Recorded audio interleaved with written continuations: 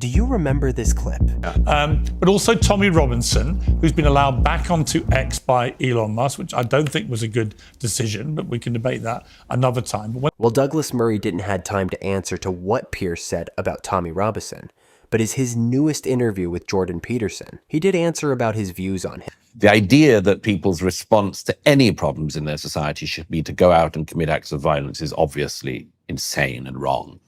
Before we see what Douglas thinks about Tommy Robinson, let's hear what Douglas has to say about the government not listening to their citizens.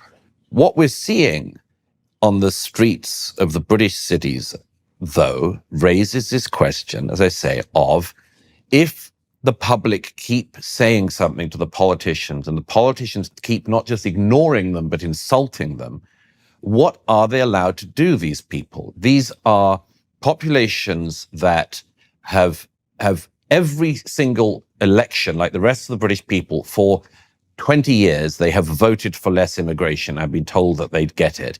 And instead, it's just gone up. The first reason, I suppose, is because he is a genuine working class guy, and for better or worse. And second, I haven't seen anyone anywhere who's been more unwavering in his commitment to reveal the atrocities of the grooming gangs in the UK, which are organized patterns of activity that are very pervasive, that are so terrible that it's almost impossible to talk about them without sounding like a conspiracy theorist. There are many things that you could accuse Tommy Robinson of, and many of those he would admit to. But to me, fair enough. But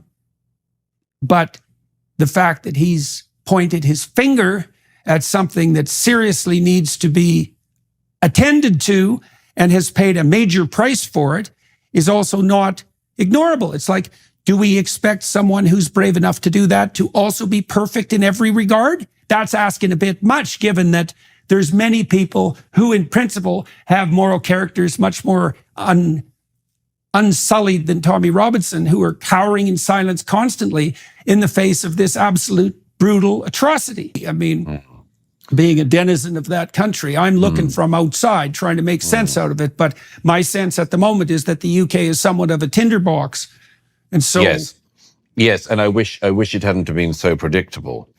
I wrote about this so many years, warned about it.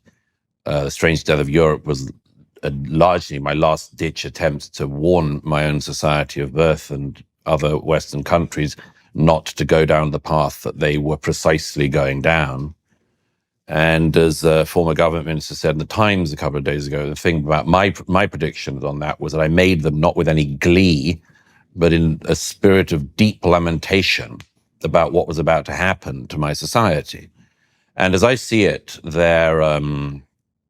Tommy Robinson's a very interesting example of this whole thing. But let me just explain how I see it. This whole conflagration of recent days started when a 17-year-old went into a Taylor Swift dance class a couple of weeks ago now and started hacking at young girls with a knife. Killed 3 girls, 9-year-olds, thereabouts, wounded many others.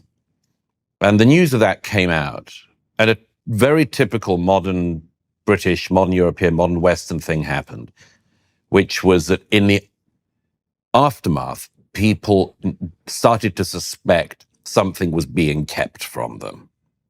Now, wiser heads would wait, but not everyone's a wise head after 9-year-old girls are bludgeoned to death, stabbed to death. So false information went out online saying that the attacker was had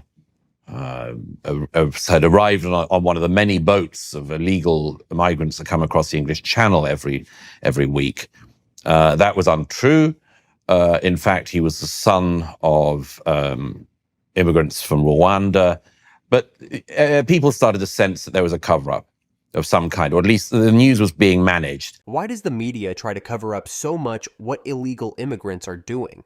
Shouldn't the media be at least neutral? Even the police aren't neutral in UK no more. The police in Britain seem always to think they're being very clever at this, and it's always seemed to me that they exacerbate every problem they put their mind to.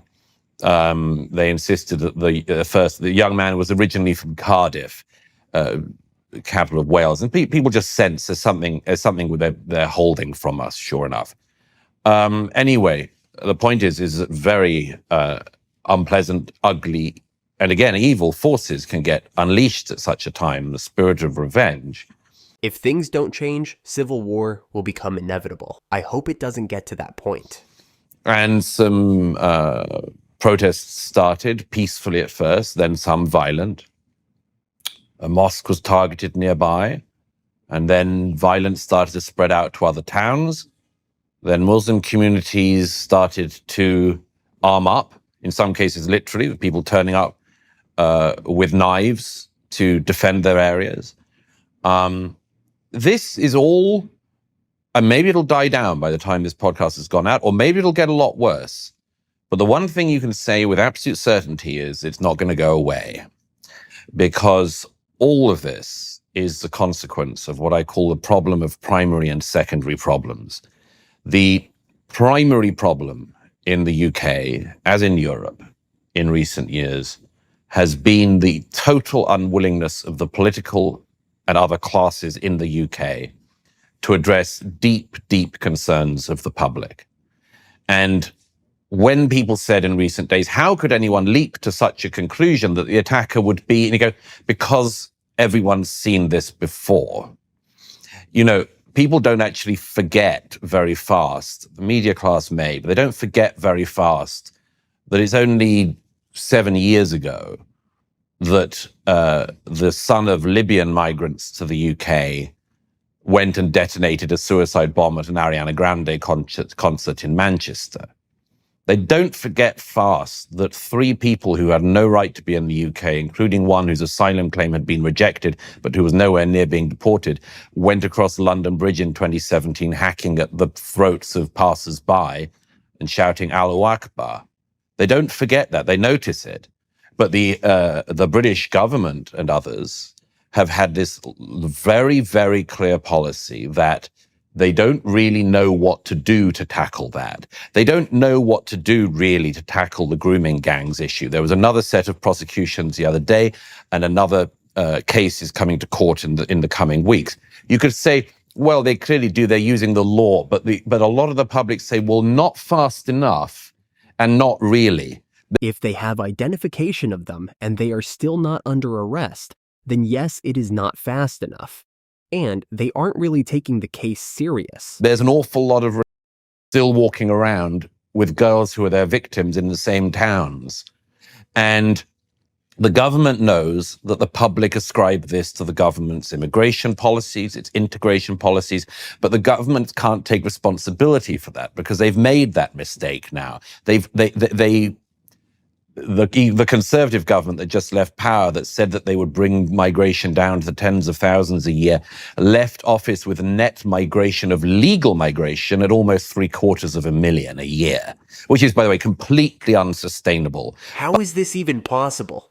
But they just keep doing it anyway. The interesting thing that Tommy Robinson speaks to and has always spoken to is, what are you allowed to do about this or say about this? Now, if you're me, for the time being, you're allowed to write about it sometimes. You're allowed to speak about it sometimes. You're allowed to raise alarms sometimes. You're allowed to speak your mind somewhat. But if you're a Tommy Robinson character, if you grow up in Luton and you haven't had many advantages in life and you've had quite a lot of disadvantages, sorry to disturb you, but could you subscribe to our channel to show support, please? And you're white and working class, what are you allowed to do about this? What are you allowed to say about any of this? And the government, for decades now, has had the attitude, you're not allowed to do anything. You're not allowed to say anything. You can't do anything because if you do, we'll call you a racist and we'll call you far right. And this has all gone on for a very long time. It's so easy Yes. to demolish someone's reputation. And it's especially easy to demolish a reputation for people who do not have, as it were, a backlog of published work. yeah, right, I mean, exactly. it's relatively easy, but to weigh up someone's views and make an estimation of them if they have 7 books to their name, as I do, or Yeah. thousands and thousands of articles. But it can't be the case that only book authors are allowed to say anything about the disintegration of their societies. It's not like you should only be left to people who write newspaper articles. Yeah, well, God, no, not that. Like Maybe especially- least of all. And but then you go to this question, which has come up in Canada in recent years and is very live now in Britain, which is what are people allowed to do? Now, obviously, by the way, and I'm aware, as you always are, of the deep desire of bad faith actors to seize anything I say in this discussion and misrepresent it. So let me do a very boring piece of throat clearing, if I may.